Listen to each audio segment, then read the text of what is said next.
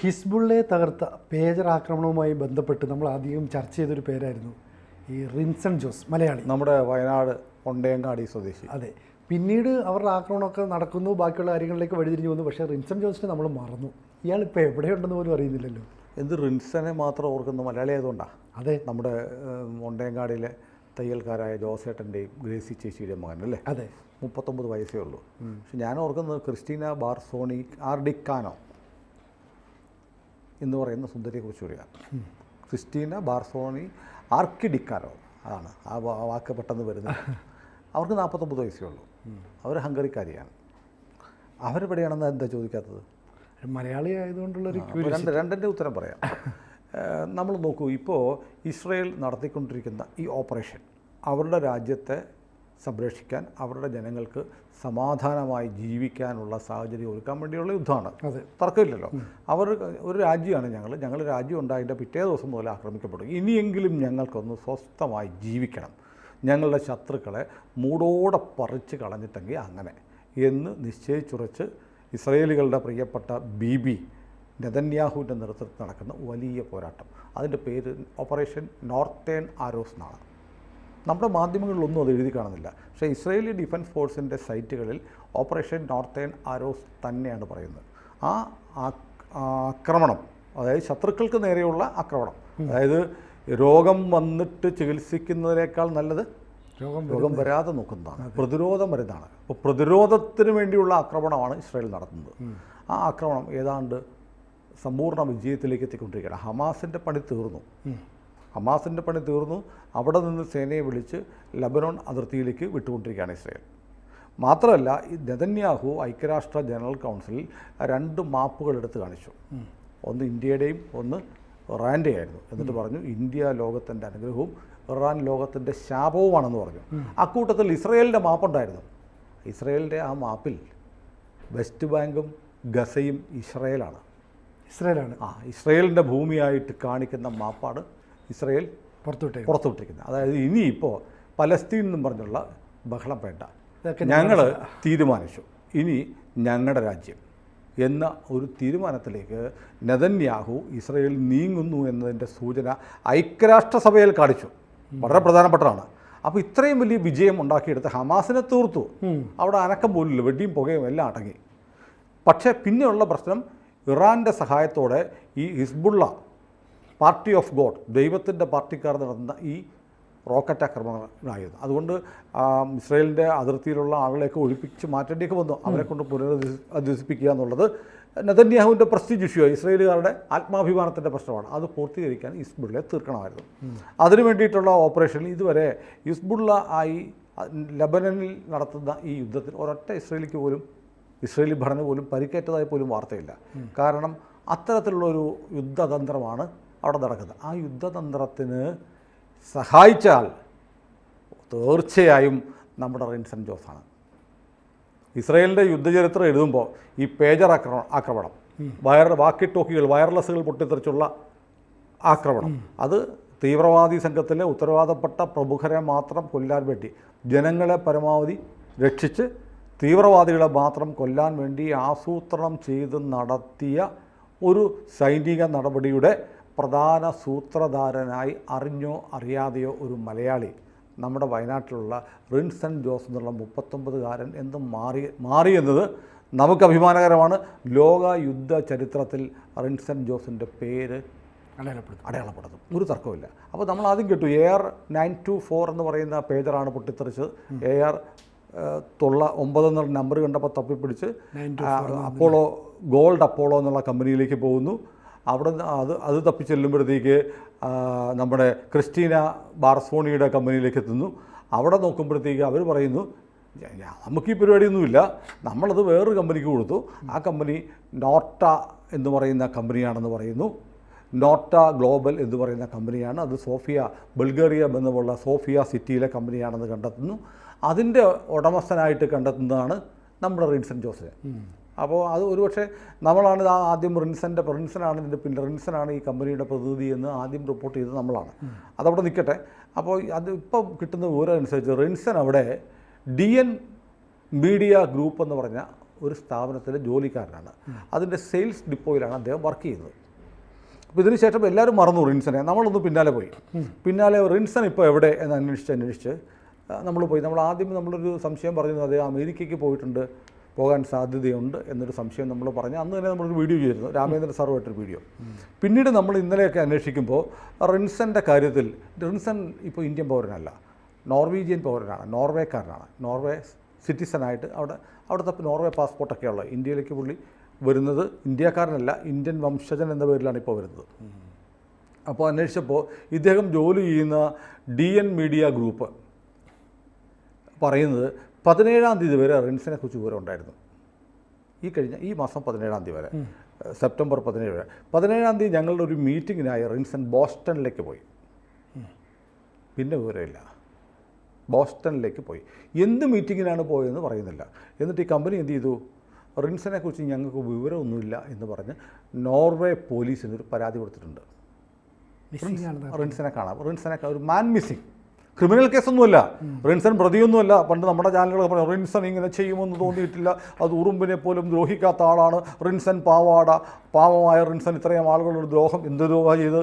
അയാളൊന്നും ചെയ്തിട്ടില്ല. അയാളാണ് ഇത് ചെയ്തതെന്ന്. അയാൾ ഇതിൻ്റെ ഇടനിലക്കാരനായിരുന്നു, ഇൻ്റർമീഡിയറ്റ് ആയിരുന്നു. നോർവേ പറയുന്നുണ്ട് ഞങ്ങളുടെ രാജ്യത്ത് ഈ മൊബൈൽ ഉണ്ടാക്കിയിട്ടുമില്ല, ഈ മൊബൈൽ ഇവിടെ കൊണ്ടുവന്നിട്ടുമില്ല. ആകെ ഉള്ളത് അപ്പോളോ ഗോൾഡും നോട്ട എന്ന് പറയുന്ന കമ്പനി തമ്മിൽ ദശലക്ഷക്കണക്കിന് രൂപയുടെ യൂറോയുടെ ഒരു ട്രാൻസാക്ഷൻ നടന്നിട്ടുണ്ട്, പണം കൊടുത്തിട്ടുണ്ട്.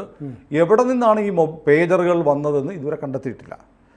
അപ്പോളോ ഗോൾഡ് വഴി നോട്ടേ ഗ്ലോബലിലെത്തി. നോട്ടേ ഗ്ലോബലിന് എവിടെ നിന്ന് ഇത് കിട്ടിയെന്ന് അറിയില്ല. ഷിപ്മെൻറ്റ് നടക്കുമ്പോൾ ജോർദാനിൽ ഈ കൺസൈൻമെൻറ്റ്, ഇത് വരുന്ന പാക്കേജ് കുറച്ച് ദിവസം ജോർദാനിലുണ്ടായിരുന്നു. അവിടെ വെച്ച് ഇതിനകത്ത് ഇത് മാറ്റിയതോ, അതിനകത്ത് സ്ഫോടക വസ്തു കയറ്റിയതോ, അല്ലെങ്കിൽ മൊത്തം സാധനം മാറ്റിയതോ ആണോ എന്നുള്ള സംശയമുണ്ട്. ഇടയ്ക്ക് വെച്ച് ജോർദാനിൽ 2-3 ദിവസം ഡിലേ ആയപ്പോൾ അതിനകത്ത് 5000-ഓളം വസ്തുക്കളിൽ ഈ എല്ലാ ബാറ്ററി അഴിച്ചിട്ട് വെക്കുന്ന അത്ര എളുപ്പമല്ല. അതുകൊണ്ട് ഒരുപക്ഷെ 5000 പേജറിൻ്റെ പാക്കറ്റ് അതുപടി മാറ്റിയിട്ട് വേറൊരു 5000 വെച്ചതാവാനുള്ള സാധ്യതയുണ്ട്. ഇവ പറഞ്ഞു വരുന്നത് പലപ്പോഴും ഈ സാധനം ഇസ്രയേൽ തന്നെ ഉണ്ടാക്കി നോട്ടേ ഗ്ലോബലിൻ്റെ ഈ ഓർഡറിൽ ഈ കണ്ടെയ്നർ വഴി ഇത് കയറ്റി വിട്ടു, ഒറിജിനൽ സാധനം മാറ്റി ഇത് വിട്ടതാണെന്നാണ് പറയപ്പെടുന്നത്. നമ്മൾ പറഞ്ഞു ഈ വയർലെസ് വാക്കി ടോക്കികളെ കുറിച്ച് നമ്മൾ പറഞ്ഞു, അത് ജപ്പാൻ മേക്കാണ്, പക്ഷേ ജപ്പാൻ ഇപ്പോൾ അത് ഉണ്ടാക്കുന്നില്ല എന്ന കാര്യവും പറഞ്ഞു. അതിനെക്കുറിച്ചും ആർക്കും ഒന്നും മിണ്ടാനില്ല. പക്ഷേ മിണ്ടാൻ നേരെയില്ല. അത് കഴിഞ്ഞിട്ട് അടിയോടടിയല്ലേ ഹിസ്ബുള്ളെ കിട്ടിക്കൊണ്ടിരിക്കുന്നത്. അപ്പോൾ നോർവീജിയൻ പോലീസ് ഇപ്പോൾ ചെയ്തിരിക്കുന്നത് ഒരു മാൻ മിസ്സിങ്ങിന്, ഇങ്ങനെ ഒരാളെ കാണാനില്ല എന്ന് കാണിച്ച് ഒരു മാൻ മിസ്സിങ്ങിന് വാറണ്ട് പുറപ്പെടുവിച്ചിട്ടുണ്ട്. ഇൻ്റർനാഷണൽ വാറണ്ടാണ്. ലോകത്തെവിടെയും ഉണ്ടെങ്കിൽ കണ്ടുപിടിക്കണം. റിൻസൺ ജോസ് എന്ന് പറയുന്ന ഒരാളെ, ഞങ്ങളുടെ പൗരനാണ്, അയാളെ ബോസ്റ്റണിലേക്കുള്ള യാത്രയിൽ 17-ാം തീയതി മുതൽ കാണാനില്ല എന്നൊരു man missing warrant Norwegian police പുറപ്പെടുവിച്ചിട്ടുണ്ട്.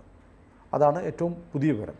അപ്പോൾ ഇതിനകത്ത് നമ്മൾ നോക്കുന്നത് റിൻസൺ ഈ മൊസാദിന് വേണ്ടിയുള്ള, ഇസ്രയേലിന് വേണ്ടിയിട്ടുള്ള ഈ ഓപ്പറേഷനിൽ അറിഞ്ഞുകൊണ്ട് ആയോ, അല്ലെങ്കിൽ അറിയാതെ. അദ്ദേഹം ഒരു ഇടനിലക്കാരൻ, കച്ചവടം ചെയ്യുന്നു, സാധനം ഓർഡർ എടുക്കുന്നു, കമ്മീഷൻ പിടിക്കുന്നു. റിൻസൺ ഒരു കമ്മീഷൻ, റിൻസൺ അത് നമ്മുടെ ക്രിസ്റ്റീന ബാർസോണിക്ക് മറിച്ച് വിൽക്കുന്നു, അവർ വേറെ വിൽക്കുന്നു. അങ്ങനെ മറിച്ച് വിറ്റ് 3-4 ഇടനിലക്കാരൻ. അപ്പോൾ നമ്മുടെ രാജ്യത്താണ്, ഇന്ത്യയിലൊക്കെയാണ് ഈ കമ്മീഷൻ എന്ന് പറയുന്നത് വലിയൊരു കുറ്റകരമായിരിക്കുന്നത്. ഈ പടിഞ്ഞാറൻ രാജ്യങ്ങളിലൊക്കെ നമ്മളൊരു സേവനം ഒരാൾക്ക് ഉറപ്പാക്കി കൊടുത്തു, അതൊരു കമ്മീഷൻ ലീഗലാണ്. കാരണം ഒരാൾ പണിയെടുക്കുന്നുണ്ട്, ഒരു കരാർ പിടിക്കുന്നു, അത് ബന്ധപ്പെട്ട കക്ഷിയെ ബോധ്യപ്പെടുത്തുന്നു, നെഗോഷിയേറ്റ് ചെയ്യുന്നു, എന്നിട്ട് റേറ്റ് ഫിക്സ് ചെയ്യുന്നു. ഇതൊക്കെ ഇടനിലക്കാരൻ ചെയ്യുന്നത്. ഇടനില ഇൻ്റർമീഡിയേറ്ററായിട്ട് പ്രവർത്തിക്കുക എന്ന് പറയുന്നത് ഒരു പ്രൊഫഷനാണ്, അംഗീകരിക്കപ്പെട്ടതാണ് വിദേശ രാജ്യങ്ങളിൽ. അതൊക്കെയാണ് കനേഡിയൻ കമ്പനി ഉണ്ടല്ലോ ലാവ്ലിൻ.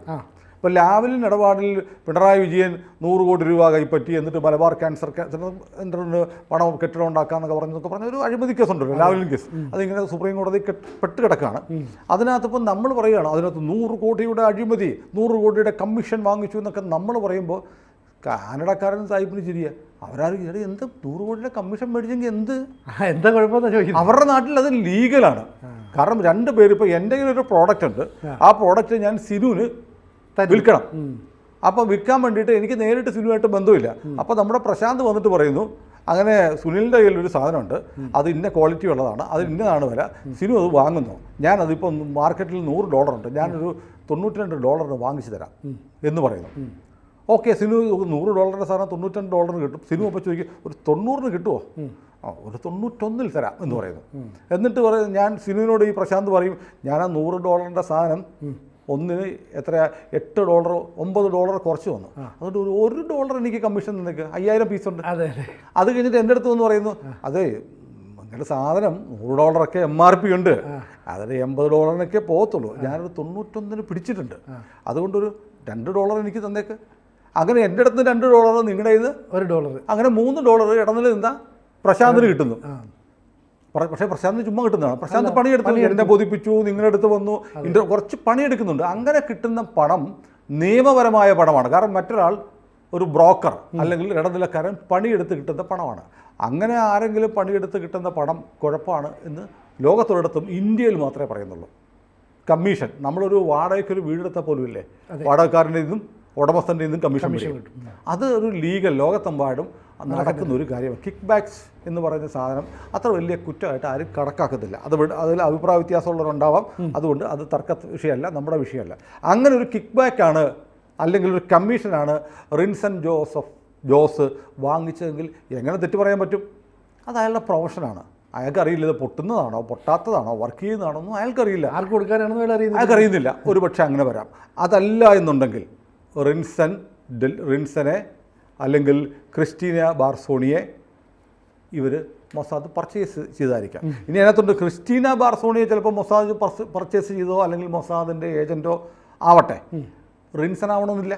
ക്രിസ്റ്റീന വന്നിട്ട് വേറൊരു ഇടനിലക്കാരനുണ്ട്, കൊള്ളാം, അവനെ പരിചയപ്പെട്ടു, രണ്ടുപേരും ചെറുപ്പക്കാരാണ്, പരിചയപ്പെട്ടു, ഒരു സൗഹൃദം ഉണ്ടാക്കി, അതുവഴി ഒരു കരാർ തരാം കേട്ടോ, നീ ഒന്ന് പിടിക്കേ എന്ന് പറഞ്ഞ് ക്രിസ്റ്റീന മറിച്ചു കൊടുത്തുവോ. അപ്പോൾ എന്തായാലും ഇതിനകത്ത് ഇടനിലക്കാരായിട്ട് പ്രവർത്തിക്കാനുള്ള സാധ്യത ഒന്ന്, അല്ലെങ്കിൽ അറിഞ്ഞുകൊണ്ട് മൊസാദിന് വേണ്ടി ഒരു പണി ചെയ്തു. ഈ 2 സാധ്യതകളാണ് ഇതിനകത്തുള്ളത്. ആദ്യത്തെ സാധ്യതയ്ക്കാണ് ഞാൻ കൂടുതൽ ഒരു അവസരം കാണുന്നത്. അത്തരം ഒരു സാധ്യത ആണ് എന്ന് നമ്മൾ കരുതാം. രണ്ടാമത്തതാണെങ്കിൽ 2 കാര്യങ്ങളുണ്ട്. ഒന്ന്, ലോകത്തെമ്പാടുമുള്ള ഇത്തരം ചാരസംഘടനകൾ ഇത്തരം ഇടപാടുകളിൽ ഭയങ്കര മാന്യരായിരിക്കും.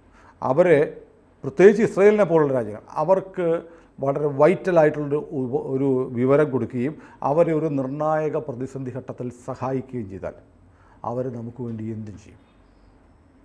അങ്ങനെയാണെങ്കിൽ ബോസ്റ്റണിലേക്ക് പോയ റിൻസൺ ഇപ്പോൾ അമേരിക്കയിൽ തന്നെ ഒരുപക്ഷെ ഇസ്രയേലിൻ്റെ സംരക്ഷണയിലായിരിക്കാം.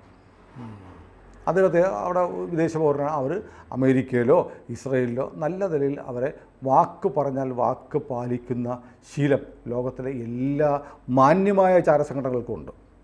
നമ്മുടെ റോയ് ആണെങ്കിലും KGB ആണെങ്കിലും, KGB ഇപ്പോൾ ഇല്ലല്ലോ, CIA ആണെങ്കിലും ഒക്കെ പാകിസ്ഥാൻ്റെ ISI പോലെയുള്ളതാണ്. അവസാനം സംഗതി നടന്നു കഴിഞ്ഞാൽ ആളെ വെടിവെച്ച് കൊല്ലും.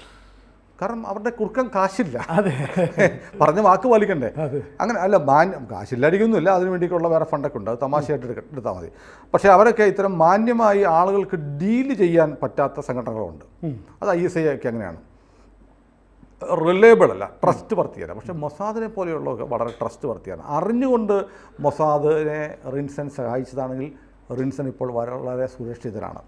അല്ല എന്നുണ്ടെങ്കിലും ഒരു പക്ഷേ ഞങ്ങളെ പരോക്ഷമായി സഹായിച്ച ഒരാളല്ല, ഇയാൾക്ക് പ്രശ്നം ഉണ്ടാവണ്ട എന്ന് കരുതി സുരക്ഷിതമായി വെക്കാൻ ആര് തയ്യാറാവും? മൊസാദോ ഇസ്രയേലോ തയ്യാറാവും. അതുകൊണ്ട് റിൻസൺ സേഫ് ആയിരിക്കും എന്ന കാര്യത്തിൽ ഒരു സംശയം വേണ്ട, 100% ഗ്യാരണ്ടിയാണ്. പിന്നെ ക്രിസ്റ്റീന ബാർസോണിയെക്കുറിച്ച് ആ സ്ഫോടനങ്ങൾ ഉണ്ടായതിന് ശേഷം ഒരു വിവരമില്ല, വാനിഷ്ടായി, കാറ്റിനൊപ്പം പോയി എന്ന് പറയുന്ന പോലെ 49-കാരിയായ ഈ സുന്ദരി ക്രിസ്റ്റീന ബാർസോണി ആർക്കിഡിക്കാനോ മാഞ്ഞു പോയിരിക്കുന്നു. അപ്പോൾ അതിൽ നിന്ന് തന്നെ അവർ മൊസാദിൻ്റെ സാധ്യത കൂടുതലല്ലേ? കാരണം അവരുടെ ഫോണില്ല, അവരുടെ കമ്പനിയുടെ ഡീറ്റെയിൽസ് ഇല്ല, അവരുടെ രാജ്യത്ത് ഹംഗറിയിൽ ഒരന്വേഷണവും നടക്കുന്നില്ല, അവരന്വേഷിക്കുന്നില്ല. ഹംഗറി ഈ പറഞ്ഞ പോലെ ഇസ്രയേലിനോട് അനുഭാവമുള്ള രാജ്യം കൂടിയാണ്. അപ്പോൾ ഒരു പക്ഷേ ഇതിനകത്ത് യഥാർത്ഥ ഒരു ചാര ഇടപെടൽ ഉണ്ടെങ്കിൽ അത് ക്രിസ്റ്റീനയായിരിക്കണം. ക്രിസ്റ്റീന ഒന്നെങ്കിൽ റിൻസനെ തൻ്റെ വശത്താക്കിയതാവാം, അല്ലെങ്കിൽ റിൻസൺ അറിയാതെ ഒരു കരുവാക്കി നടത്തിയ ഓപ്പറേഷനായിരിക്കാം. ഒരു കാര്യം നമുക്ക് ഉറപ്പിക്കാം, നമ്മുടെ ഒണ്ടയങ്ങാടി സ്വദേശി ജോസേട്ടൻ്റെയും ഗ്രേസി ചേച്ചിയുടെയും മകൻ റിൻസൺ, ഒരുപക്ഷെ റിൻസൺ ഇത് കാണുന്നുണ്ടെങ്കിൽ റിൻസൺ നമ്മുടെ ഒരു ഹായ്. റിൻസൺ ഏതോ ഒരു സുരക്ഷിത താവളത്തിൽ വേണ്ടപ്പെട്ട ആളുകളുടെ കരുതലിൽ സുരക്ഷിതനായിട്ടുണ്ട്. അദ്ദേഹത്തെക്കുറിച്ച് ഇൻ്റർനാഷണൽ വാറണ്ട് നോർവേ പോലീസ് ഇപ്പോൾ പുറപ്പെടുവിച്ചിട്ടുണ്ടെങ്കിൽ പോലും അവർക്ക് കൃത്യമായ വിവരങ്ങൾ, കാരണം ഇപ്പോൾ ഇൻ്റർപോൾ എന്ന് പറഞ്ഞ ഏജൻസി ഉണ്ടല്ലോ, ഇൻ്റർപോളിൻ്റെ ഇന്ത്യൻ ഏജൻസി CBI ആണ്. അപ്പോൾ ഇൻ്റർപോൾ ഇപ്പോൾ ഇൻ്റർനാഷണൽ വാറണ്ടൊക്കെ പുറപ്പെടുവിക്കുമ്പോൾ അത് ഇൻ്റർപോളിന് കൊടുക്കും. ഇൻ്റർപോളിന് കൊടുക്കുമ്പോൾ ഇന്ത്യയിലുണ്ടെങ്കിൽ ആ വിവരം അന്വേഷിച്ച് ഇൻ്റർപോളിന് കൊടുക്കുന്നത് CBI ആണ്, അമേരിക്കയിലുണ്ടെങ്കിൽ FBI ആണ്, അറിയാലോ. അങ്ങനെ ഇൻ്റർനാഷണൽ വാറണ്ട് പുറപ്പെടുവിച്ച സ്ഥിതിക്ക് കൃത്യമായിരിക്കും നോർവേക്ക് ഇപ്പോൾ അറിയാം റിൻസൺ എവിടെയുണ്ടെന്ന്. കൃത്യമായി അറിഞ്ഞിട്ടുണ്ട്, ഇൻ്റർപോൾ വഴി അറിഞ്ഞിട്ടുണ്ട്. നോർവേ ഹാപ്പിയാണ്, റിൻസനും ഹാപ്പിയാണ്, പ്രേക്ഷകരും ഹാപ്പി ആയിരിക്കുക. റിൻസൺ സുഖമായിരിക്കുന്നുണ്ട്. അത് പറയേണ്ട സമയത്ത് നോർവീജിയൻ പോലീസ് പറയും, അപ്പോൾ നമ്മളും പറയും. കൂടുതൽ വാർത്തകളും വിശേഷങ്ങളും നിങ്ങളിലേക്ക് എത്താൻ ABC മലയാളം സബ്സ്ക്രൈബ് ചെയ്യുക, ബെൽ ബട്ടണും അമർത്തുക.